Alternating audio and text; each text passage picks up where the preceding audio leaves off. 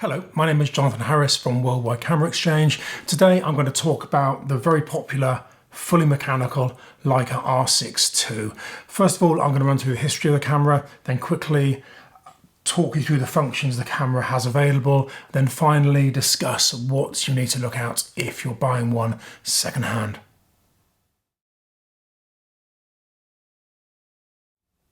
Okay, so back in 1964, Leica introduced its first SLR camera, the Leica Flex. Obviously, Leica had been making rangefinder cameras for a long time, but this was the first SLR.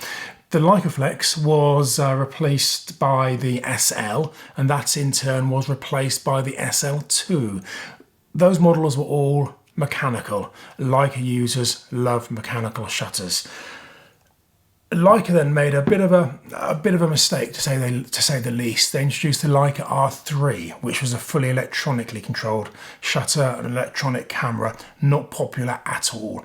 That was replaced by the R4, by the R5, and by some other models as well. 1988, Leica introduces the Leica R6 mechanical shutter. Very, very popular camera. Value-wise, these have held their price very, very well, whereas the electronic R3s, R4s, R5s, R7s don't hold their value particularly well at all. That is entirely down to demand. People do still love the mechanical shutters. The R6 was introduced in '88 and made for 4 years. This was then replaced by the R6-2. In 1992, this was launched, very similar to the R6. The predominant difference is that the R6-2 has a top speed of 1/2000th of a second. The R6, the top speed is 1/1000th of a second. There were apparently some internal changes that improve reliability on the R6-2, but I have to say, from the perspective of a dealer, both the R6 and the R6-2 are very, very reliable cameras. Both cameras are available, I should say, in black and in chrome finish. Okay, so what does the camera give you? I mean, fundamentally, it's a very, very simple camera. If we look at the top, we have the shutter speed dial, as I said, fully mechanical, from a second all the way up to a 2,000th of a second. Wind on crank there. Metering selector is just there. You can select spot metering or average metering, which is a nice function. Over this side, obviously the film rewind.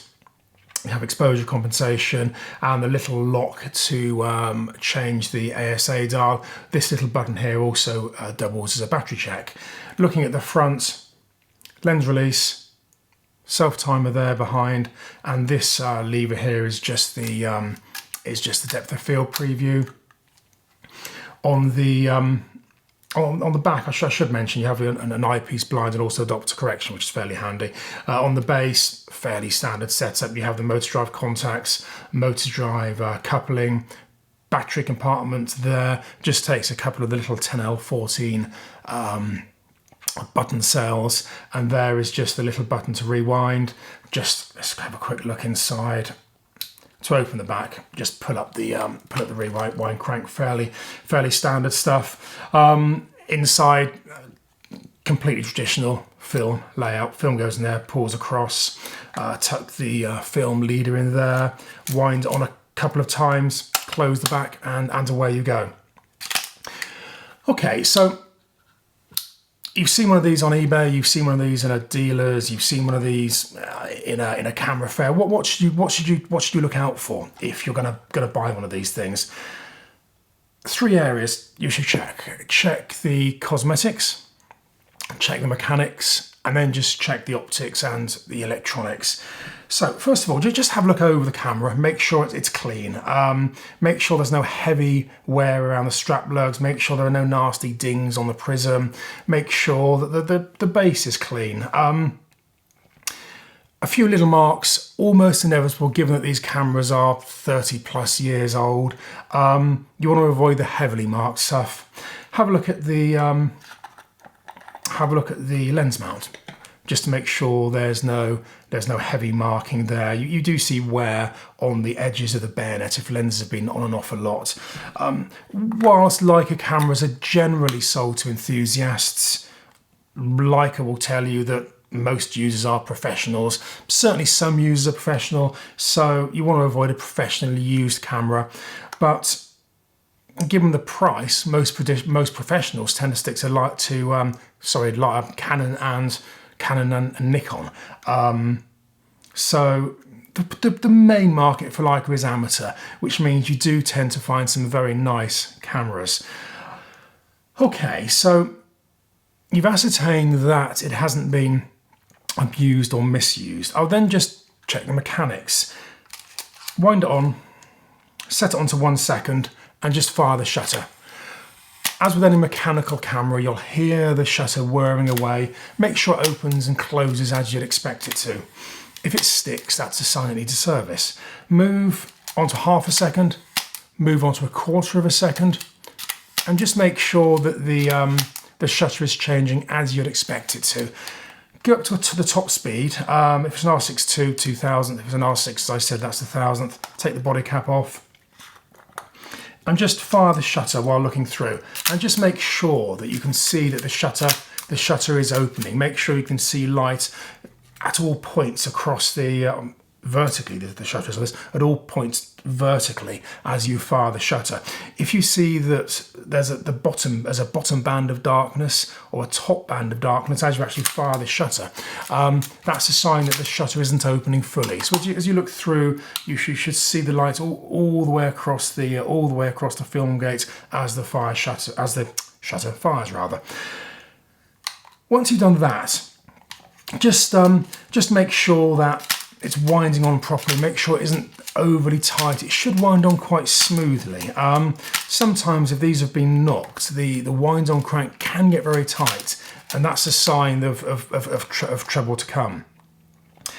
If you're looking at lenses at the same time, just make sure the lenses are stopping down. Just make sure the lenses are focusing on it on infinity.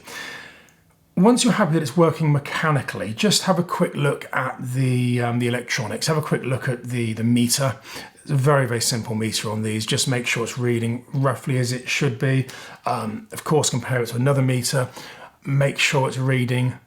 It will never read exactly. Make sure it's reading close. I mean, you can have a variance of 1/3, even 1/2 a stop. So point it at a sort of mid-grey. Take a reading of this, take a reading off a separate meter, and just make sure they are approximately the same. They will never be exactly the same. Make sure that the readouts are clear in the viewfinder. That's important. Sometimes on these, some of the LEDs get very, very dim, so do watch out for that. What I would do then is just look at the glass. Look into the viewfinder this way. Look at the mirror and look up at the screen just to make sure that's all clean and there's no fungus inside. It's not uncommon to get spots of fungus inside the viewfinder. If you see that, you should get it checked out very carefully to make sure it can be cleaned properly. If you see a few little marks on the screen, that's not desirable, but not the end of the world because the screen is interchangeable. Although if you've got a heavily marked screen, do make sure you can get a decent replacement because the screens are getting a little bit hard to find. So you've checked mechanics, you've just checked the electronics are working well. You've checked out the glass is clean. Now something you must check with these cameras are the light seals.